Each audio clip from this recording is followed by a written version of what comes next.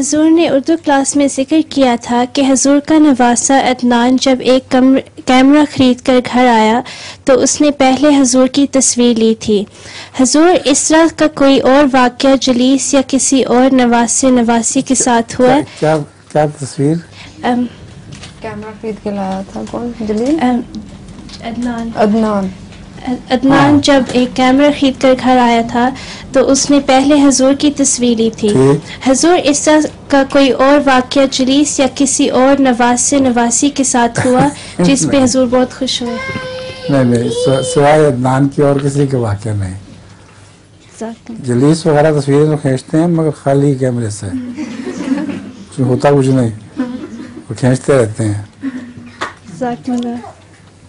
कोई और वाक़या बताते हैं? क्या? कोई और हंसी वाला वाक़या बताते हैं? किसका? जलीस का तो मुझे कोई याद नहीं ऐसा हंसी वाला, लेकिन ये कि वो मुस्लिम तस्वीर खींचता रहता है, कैमरे के अंदर कुछ नहीं होता।